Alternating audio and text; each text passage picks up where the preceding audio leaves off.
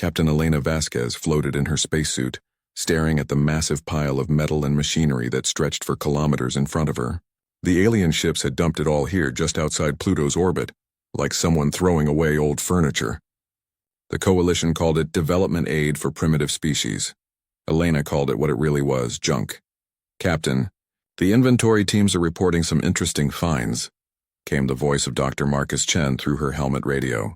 The physicist had been examining the alien technology for 3 weeks now, and his excitement never seemed to fade. "Define interesting, Doc," Elena replied, pushing herself toward a massive chunk of purple metal that looked like it had been torn from the side of a ship.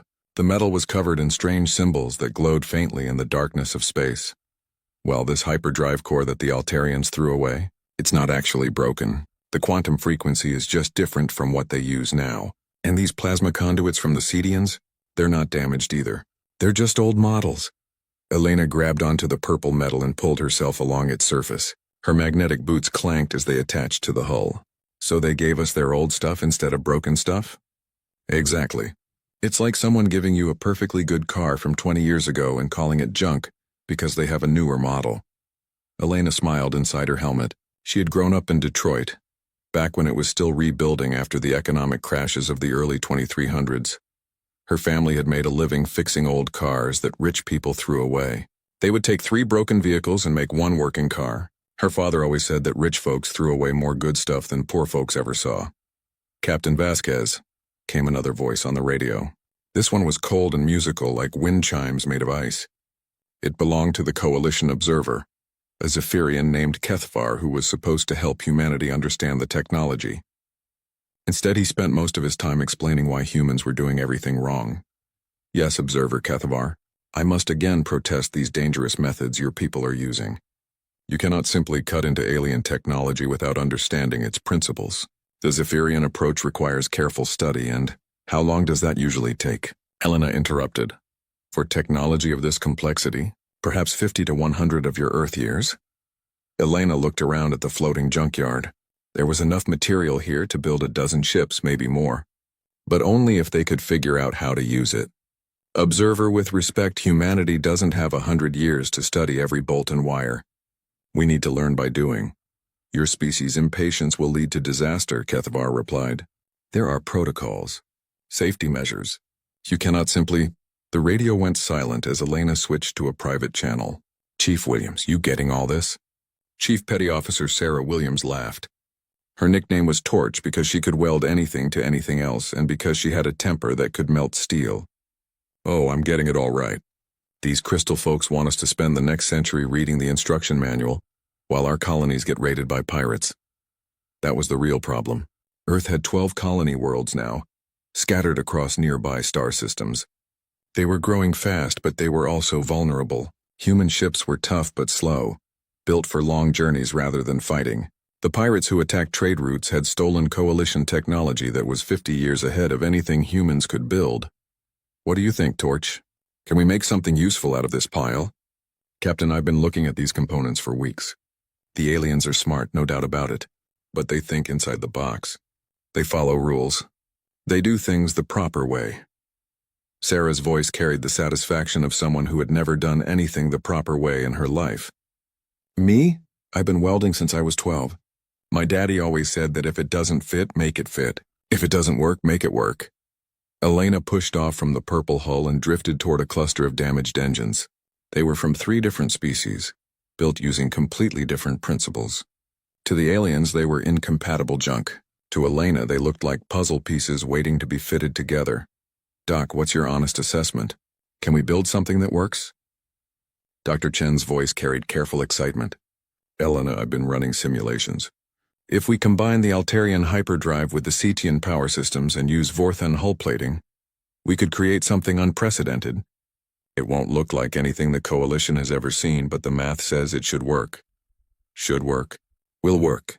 The technology is all compatible at the quantum level. It's just that no one has ever tried combining it this way because each species thinks their method is the only correct method." Elena nodded inside her helmet. That sounded about right. She had seen the same thing in the military. Every branch thought they had the best way to fight, the best equipment, the best training.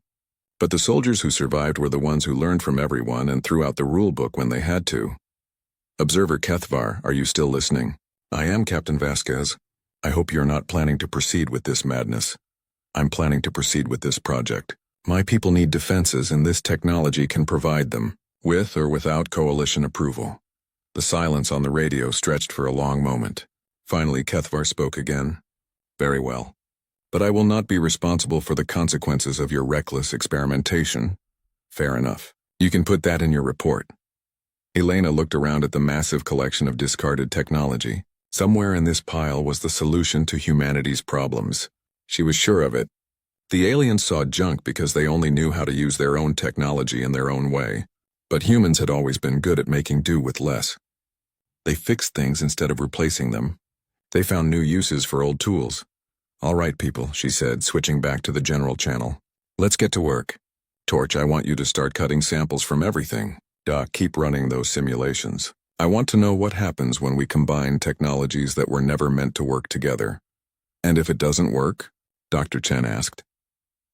Elena smiled as she watched human workers swarming over the alien debris, already cutting and measuring and planning. Then we'll try something else. That's what humans do.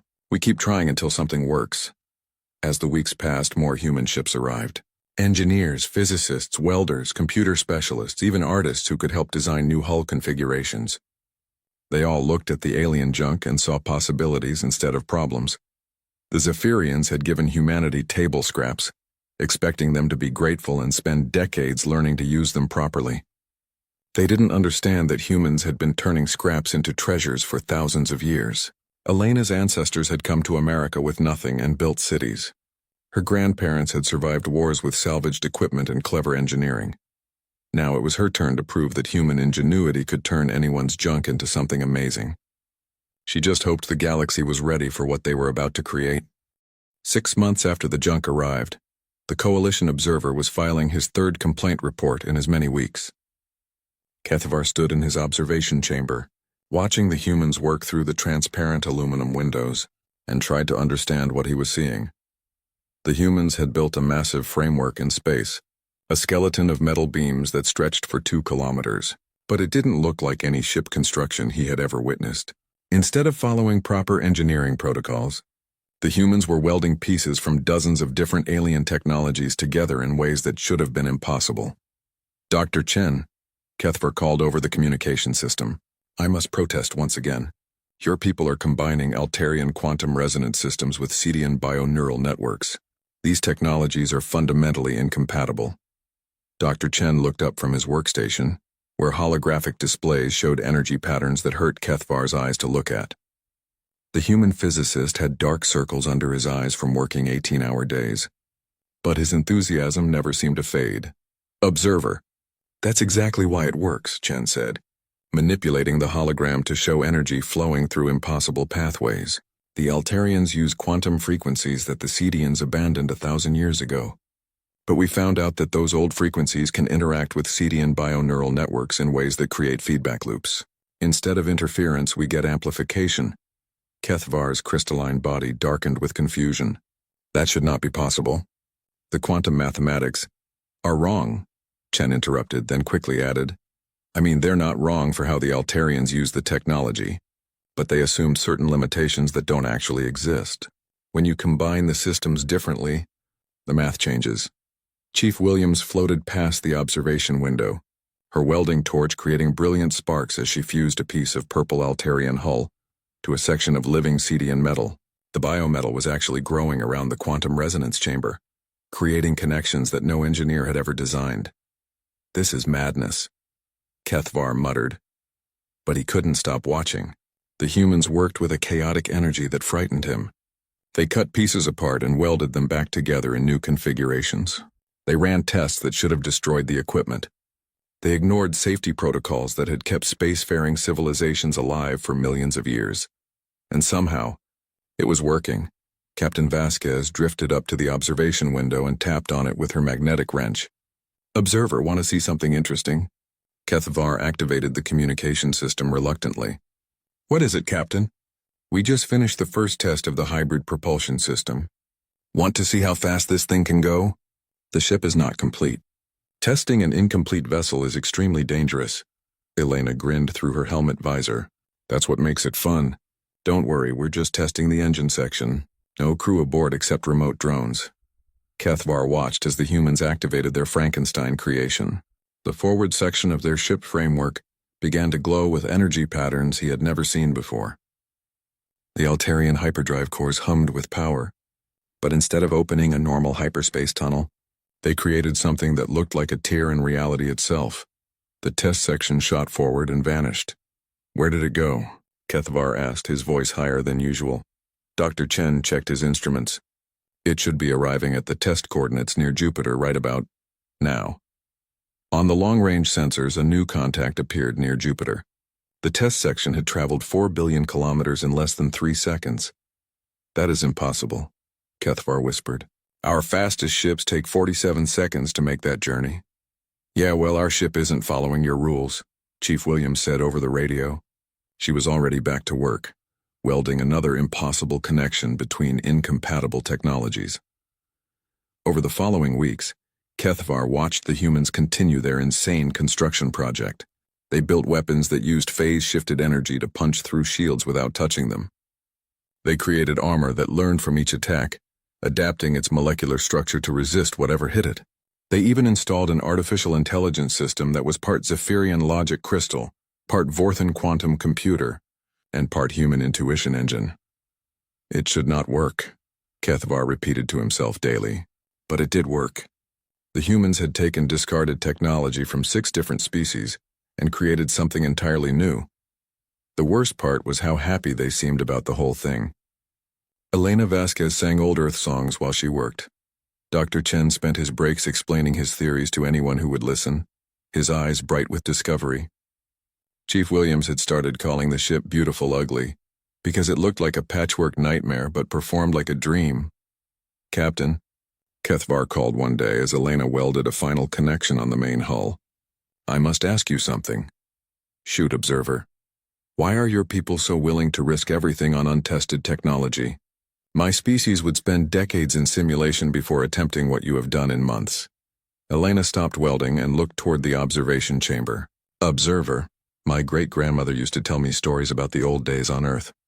During the wars, human engineers would take parts from crashed enemy planes and use them to fix their own aircraft. They didn't have time to study the technology for years. They had to make it work right now or people died. She pointed her welding torch at the massive ship taking shape around them. This isn't about following protocols or doing things the proper way. This is about survival. Our colonies are getting attacked by pirates with stolen coalition technology. Our people are dying. We need something that can protect them, and we need it now. But the risks are worth it, Elena finished, because the alternative is doing nothing while people suffer. Kethvar was quiet for a long moment. Then he asked, What will you call this vessel? Elena looked at the ship with pride. It was ugly by any conventional standard, a patchwork of different hull designs and technologies that had never been meant to work together, but it was also beautiful in its own way, like a piece of art made from recycled materials. We're calling her the UES Phoenix, Elena said, because she's rising from the ashes of everyone else's throwaway technology. Kethvar filed his final complaint report that night. In it, he wrote that the humans had violated every known principle of safe engineering and created something that should have been impossible.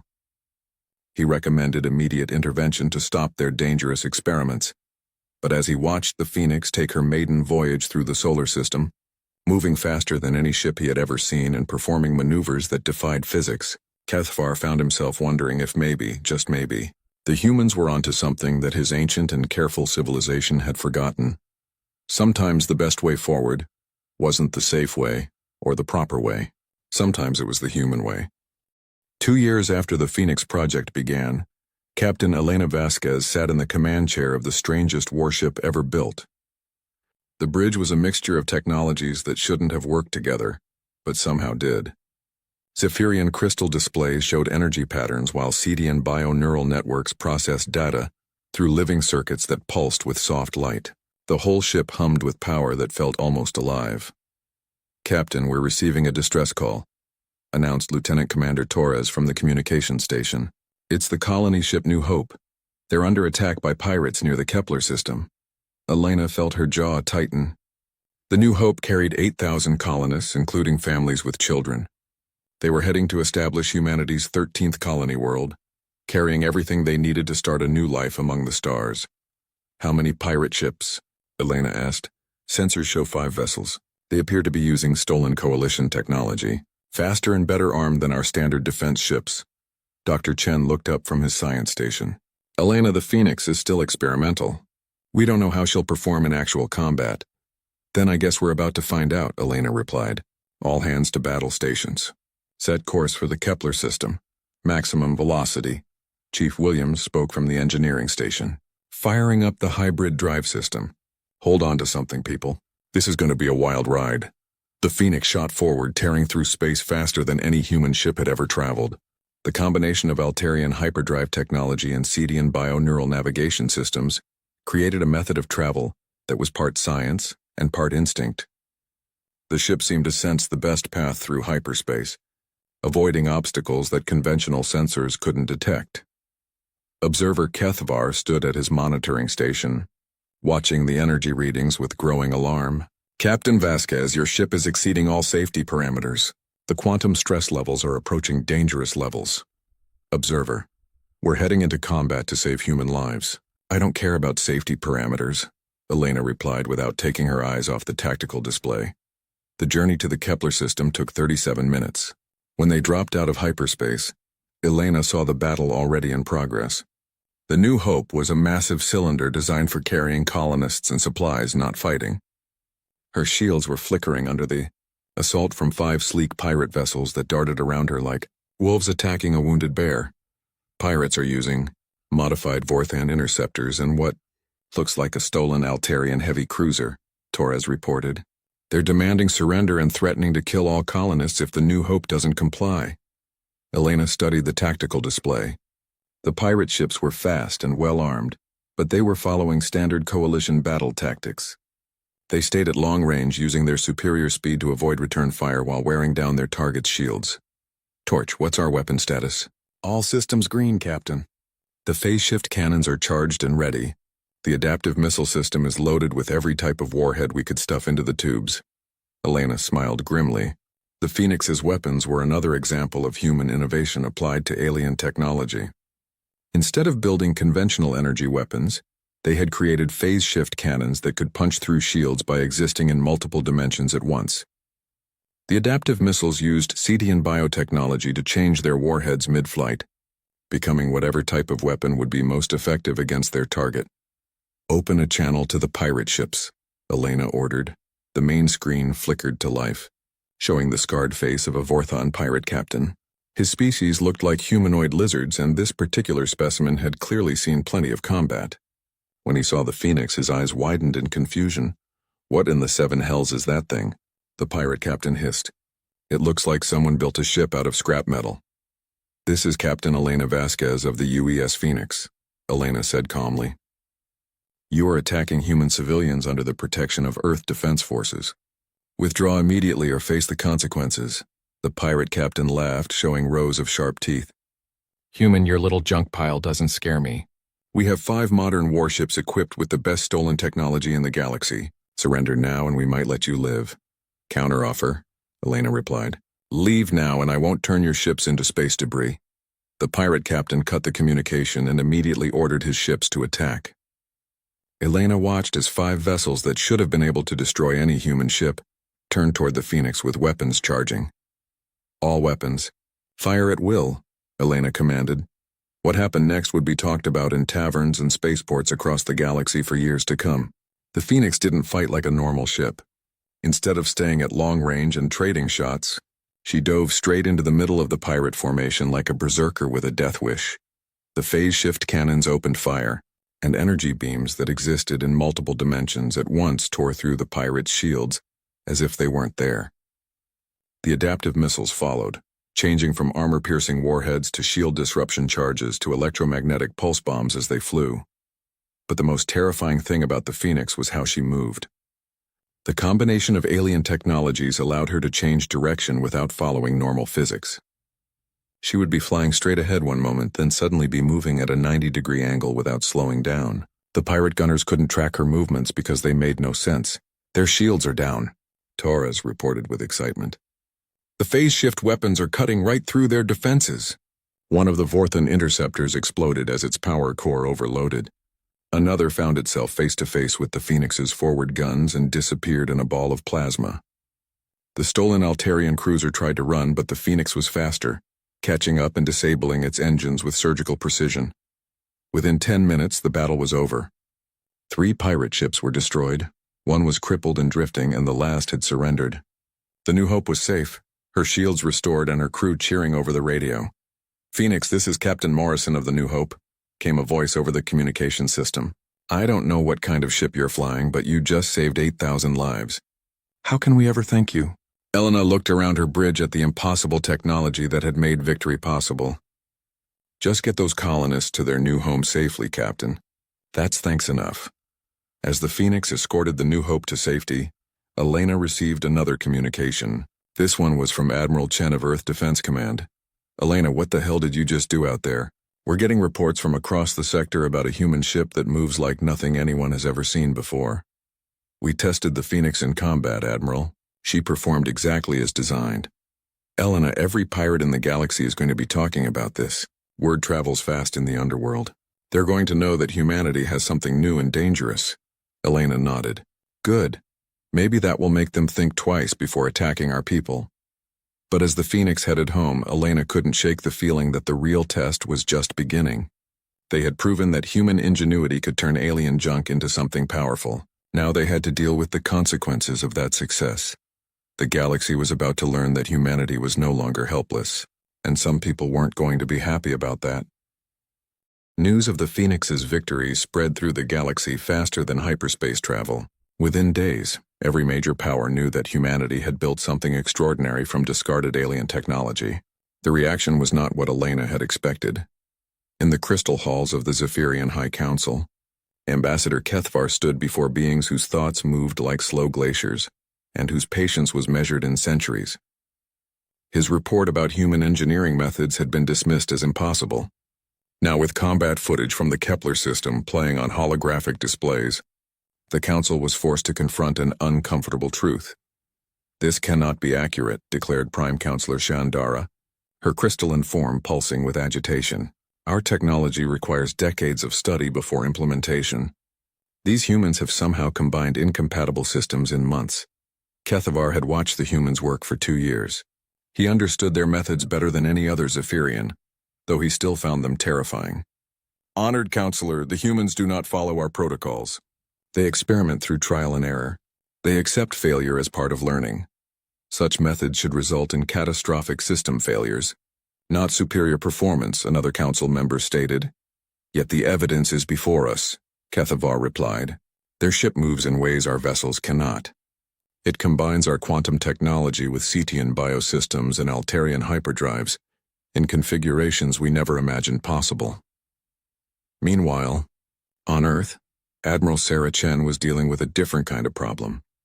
Her office was filled with urgent communications from coalition members, human colony governors, and intelligence reports that painted a complex picture of galactic politics shifting in real time. "Admiral, we have 3 separate requests for technical specifications on the Phoenix," reported Commander Williams. "The Vorthan Empire wants a technology exchange. The Nexus Collective is offering mineral rights to an entire star system. Even the Cetians are interested, and they never trade with anyone." Admiral Chen rubbed her temples. She had known this day would come when Elena's project succeeded, but she hadn't expected the reaction to be so intense. "What about the Zephyrians?" "They're demanding full disclosure under Coalition security protocols. They claim that any technology derived from Coalition materials must be shared with all member species." Elena Vasquez sat in the Admiral's office, still wearing her ship's suit from the Phoenix. She had come to Earth to report on the successful combat test, but found herself in the middle of a diplomatic crisis instead. "Admiral, with respect, the Coalition gave us junk," Elena said bluntly.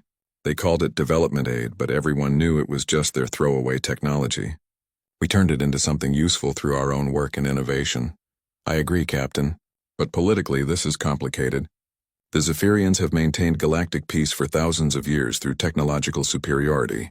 If word gets out that humans can build superior ships from their discarded technology, it undermines their entire power structure. Elena understood the implications. The galaxy had been stable for millennia, because everyone accepted that the Zephyrians were the most advanced civilization. Smaller conflicts were settled through their mediation, backed by the implicit threat of their technological advantage. If that advantage was suddenly questioned, the political balance could collapse. What are you suggesting, Admiral? I'm not suggesting anything yet, but I want you to know that we might be facing pressure to share the Phoenix technology, or even to stop production entirely. Elena felt anger rising in her chest. Admiral, human colonies are still being attacked by pirates. We need ships that can defend our people. I won't stop building them just because it makes the Zephyrians uncomfortable. Before Admiral Chen could respond, her communication system chimed with an urgent message. Admiral, this is Intelligence Division. We have a priority alert from the outer sectors. Go ahead. The hegemony of Sector has begun mobilizing their battle fleets. Our sources indicate they're preparing for a major offensive operation against Coalition space. Admiral Chen felt ice in her veins. The Sector hegemony was a militaristic empire that controlled over 200 star systems beyond Coalition borders. They had been quiet for decades, building their strength while the Coalition grew comfortable with peace. If they were mobilizing for war, it meant they believed they could win. How much time do we have? Elena asked, unknown. The hegemony doesn't telegraph their movements.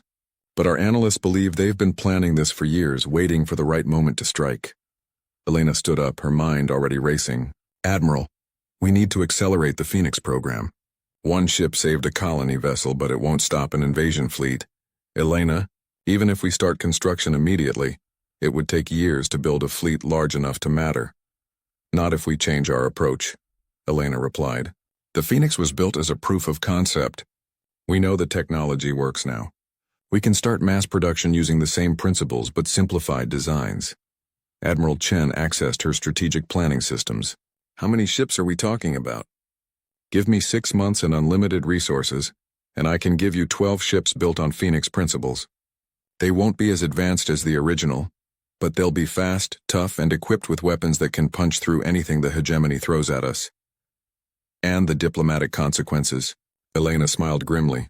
Admiral, if the Sector hegemony invades Coalition space, diplomatic consequences will be the least of our problems. The Zephyrians will need every ally they can get, including humans with impossible ships. That night, Elena stood in the observation deck of Luna Station, looking out at Earth's blue marble hanging in space. Somewhere out there, beyond the edge of Coalition territory, an enemy was preparing for war, and humanity, which had been considered a minor species just years ago, might be the key to stopping them. Her communication device buzzed with a message from Chief Williams. Elena, I've been looking at the production estimates. If we strip out some of the more exotic systems and focus on the core technologies, we can build ships faster than anyone expects. They won't be pretty, but they'll fight. Elena smiled. Chief Williams understood the human approach to engineering. Build it fast, build it tough, and worry about making it pretty later. How fast, Torch? First ship operational in 6 weeks if we start tomorrow. 1 new ship every 2 weeks after that. Elena looked back at Earth, thinking about all the human colonies scattered across nearby star systems. Families like the ones aboard the New Hope, trying to build new lives among the stars. They deserved protection, and if the established powers couldn't provide it, then humanity would have to protect itself. Send the message, Torch. All construction crews report for duty. We're building a fleet. As Elena watched, construction ships began launching from Earth's orbital shipyards, heading for the asteroid belts where raw materials waited to be turned into warships. The galaxy was about to discover that humanity's greatest strength wasn't in following the rules. It was in breaking them when necessary. The Sector hegemony struck without warning on a Tuesday morning Earth time. 300 warships dropped out of hyperspace at the edge of Coalition territory and began their advance toward the core worlds. Within hours, 2 Zephyrian outposts had been destroyed, and a Cedian research station was under siege. Captain Elena Vasquez received the alert while she was inspecting the newest addition to humanity's fleet. The UES Defiance floated in the construction bay, her hull still warm from the welding torches. She looked like her sister ship Phoenix, a patchwork of technologies that shouldn't work together but somehow did. Ugly, unconventional, and absolutely deadly. Elena, we need to move now, came Admiral Chen's voice over the communication system. The hegemony fleet is 12 hours from the Centauri system. If they take Centauri, they'll have a straight shot at Earth. Elena looked around the construction bay at the 11 other ships in various stages of completion.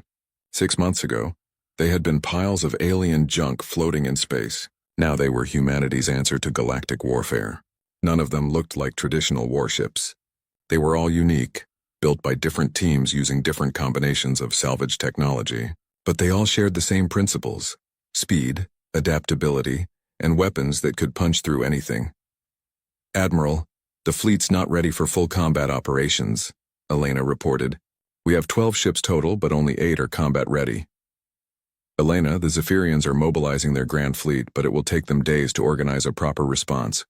The Cetians are already retreating toward their core worlds. We might be the only force in position to stop the hegemony advance. Elena understood what the Admiral wasn't saying. The Coalition's response was falling apart because each species wanted to protect their own territory first. The Zephyrians were being careful and methodical as always. The Cetians were retreating to defensive positions. The Vorthan Empire was probably trying to figure out how to profit from the chaos. Only humanity was crazy enough to charge into battle with untested ships and experimental weapons. All right, Admiral. Give me 2 hours to finish the final system checks and we'll head out. Elena, you'll be facing ships designed specifically for combat. The hegemony has been preparing for this war for decades. Admiral, 6 months ago everyone said our ships were impossible. 3 months ago they said we couldn't build a fleet this fast. Now they're saying we can't fight a real battle. Elena smiled as she watched human engineers making final adjustments to weapons that existed in multiple dimensions at once. I'm starting to think impossible is just another word for hasn't been tried by humans yet. 2 hours later, the human fleet departed from Earth orbit. 12 ships that looked like they had been assembled in a junkyard, crewed by people who had learned to fight by breaking every rule in the book. Elena stood on the bridge of the Phoenix, watching her fleet spread out in a formation that would have horrified any military academy instructor. Chief Williams had taken command of the UES Defiance. Dr. Chen was aboard the UES Innovation, which was built around his experimental quantum resonance weapons. Each ship was crewed by volunteers who believed in Elena's vision of turning humanity's disadvantages into strengths. Observer Keithavar stood at his monitoring station, trying to comprehend what he was witnessing. Captain Vasquez, I must protest. You are taking 12 experimental vessels against a force of 300 proven warships. This is not tactics, it is suicide. Observer, has your species ever heard the story of David and Goliath? I am not familiar with this reference. Remind me to tell you about it when we get back, Elena replied, then switched to the fleet communication channel. All ships, this is Phoenix Actual. We're about to face an enemy that outnumbers us 25-1. They have bigger ships, more firepower, and decades of combat experience. She paused, looking at the tactical display that showed the hegemony fleet advancing like a dark tide across the galaxy. But they're following the old rules of warfare. They think in terms of shield strength and armor thickness and weapons range. They don't understand what we've built here. We're not just fighting with ships. We're fighting with human ingenuity. We're fighting with the refusal to accept that something can't be done. We're fighting with the spirit that turned alien junk into the most feared warships in the galaxy. The response from her fleet was immediate and enthusiastic. 12 ships full of humans who had spent their lives being told that their species was primitive and backward. Now finally getting the chance to show what human innovation could accomplish. The battle began at the edge of the Centauri system.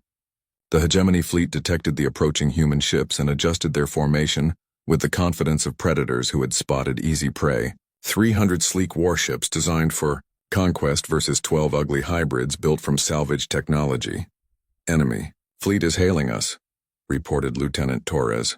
Put them through. The main screen showed a Sectar admiral whose species looked like bipedal sharks with too many teeth. General Vashitar had conquered 17 star systems for the hegemony and had never met a force he couldn't crush through superior firepower. Human vessels. You are outmatched and outgunned, the general growled. Surrender now and your deaths will be quick. Counteroffer, Elena replied calmly. Turn around and go home and I won't have to explain to your government how their entire invasion fleet got destroyed by 12 ships built from spare parts. General Vashitar laughed. a sound like grinding metal. Your bravado will not save you, primitive. All ships, attack formation. Destroy these insects. What followed was unlike any space battle in recorded galactic history. The human ships didn't fight like a traditional fleet. Instead of forming battle lines and trading salvos at long range, they scattered and attacked from all directions at once. They moved in ways that defied physics, turned faster than should have been possible, and fired weapons that punched through shields as if they didn't exist. The Phoenix dove straight through the middle of the hegemony formation, her phase-shift cannons tearing holes in ships that had never been damaged by conventional weapons. The Defiance used her bio-neural targeting systems to hit enemy weak points with surgical precision. The Innovation fired quantum resonance beams that caused entire ships to simply stop existing. "Their shields aren't working," shouted Dr. Chen over the communication system. "The phase-shift weapons are bypassing their defenses completely." But the real revelation came when the hegemony ships tried to focus their fire on individual human vessels. The adaptive armor that had been salvaged from CDN biotechnology began learning from each attack, changing its molecular structure to resist whatever hit it. After the first few minutes of combat, the human ships were becoming increasingly difficult to damage. "This is impossible," General Vashatar roared as he watched his formation fall apart. "No force this small should be able to—" His transmission cut off as the Phoenix materialized directly in front of his flagship and fired a full salvo at point-blank range. The massive hegemony dreadnought, which had been considered invincible, broke apart like a toy hit by a hammer. The battle lasted 47 minutes. When it was over, the hegemony invasion fleet had been completely destroyed. Not a single human ship had been lost, though several had taken damage that their bioadaptive hulls were already beginning to repair. Elena sat in her command chair, looking at the tactical display that showed debris where an enemy fleet had been. Around her, the bridge crew was cheering, but she felt only a profound sense of satisfaction. They had proven something important today. "All ships return to formation," Elena ordered. "We're heading home." Observer Kethvar approached her command chair, his crystalline form pulsing with an emotion Elena had never seen from a Zephyrian before.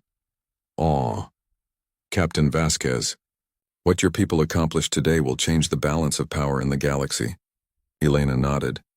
"Observer, that was always the plan. The Coalition gave us junk because they thought we were primitive. But we turned that junk into something that can protect not just humanity, but all the peaceful species of the galaxy." As the human fleet headed home, Elena received a communication from Admiral Chen. "Elena, we're getting reports from across Coalition space. Every major government wants to know how 12 human ships destroyed an entire invasion fleet. Tell them the truth, Admiral. We took what they threw away and made it into something better. That's what humans do." Elena looked out at the stars, thinking about the future. The galaxy would never again underestimate humanity's ability to turn disadvantage into strength. They had built the most feared warships in the galaxy from other people's junk, and in doing so, they had earned their place among the great powers of space. The age of human ingenuity had begun,